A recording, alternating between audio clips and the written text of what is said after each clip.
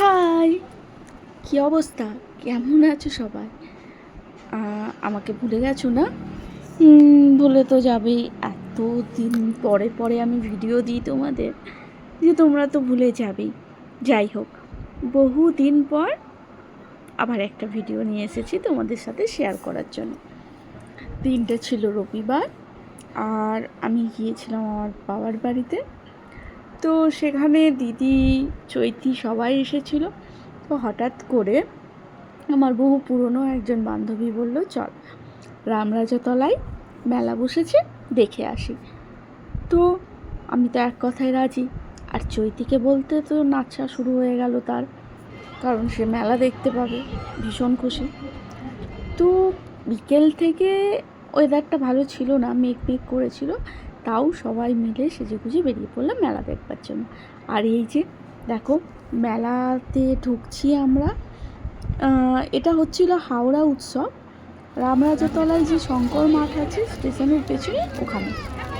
তো মেলায় এন্ট্রির জন্য 10 টাকা করে টিকিট লাগতো। তো সেটা কেটে নিয়ে আমরা সবাই ঢুকে গেছি। তো যথারীতি যেরকম মেলায় যা যা দোকান বসে সব কিছুই ছিল। এটা হলো আচার, বড়ি, বিভিন্ন রকম ক্যান্ডি, এই সমস্ত কিছুর দোকান। তার আগে কানের দুল, জামা কাপড়, ফার্নিচার, কি ছিল না, মানে সব কিছু ছিল।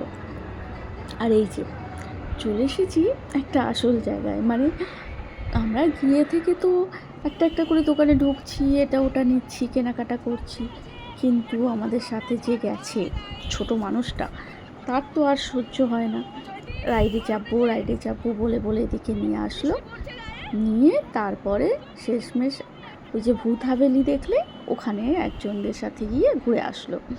তো আমরা সবাই মিলে বাইরে বসে আড্ডা মারছিলাম, ফটো তুলছিলাম। তার সাথে হঠাৎ করে কোথা থেকে যতজন লোক গেছিলাম তার তুলনায় ছাতা কম ছিল। আর এই যে যথারীতি ছাতা তো বার করিনি, তারা করে মেলা থেকে বেরোয়েছে। আর দেখো, এই যে দেখতে পাচ্ছ ওপর দিয়ে বৃষ্টিগুলো পড়ছে, এত ভালো লাগছিল। কিন্তু ব্যাপারটা কি বলে তো, যত দিন যাচ্ছে পুজো পালা পার্বণ যা আছে সব কিছু সময় এগিয়ে আসছে। আর এখন দেখো কালবৈশাখীটাও, যেটা কিনা বৈশাখ মাসে হওয়ার কথা, বৈশাখ জ্যৈষ্ঠ মাসে, সেটা এই চৈত্র মাস আর ইংরাজি মার্চ চলছে এখন, এই সময়ে এগিয়ে এসেছে। তো যাই হোক, আমরা তাড়াহুড়ো করে মেলা থেকে বেরিয়ে পড়েছি। আর এই দেখুন মেলার সামনেটাই কীরকম ট্রাফিক হয়ে গেছে। আসলে বৃষ্টি শুরু হয়ে গেছে, আর সবাই বাঁচতে চাইছে, কেউই চাইছে না যে ভিজে যায়। তো যাই হোক, তাড়াহুড়ো করে এসে একটা ট্রেনে উঠেছি। আর কি বলবো তোমাদের, আজকে জীবনে প্রথমবার এই রুটে নেমে পড়েছি।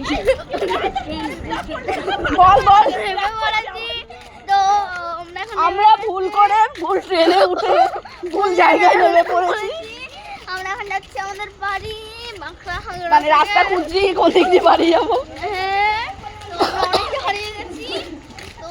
এই তোমরাও কি ভুল করে উঠেছিলে? ও বলছে না, এ বলছে হ্যাঁ, কোনো মিল নেই দুজনের মধ্যে। আমরা ভুল করে উঠেছি, জীবনে মানুষ ভুল করে, মানুষ মাত্রই ভুল করে। দেখো না, দেখো না, দেখো না গাইস, দেখো না।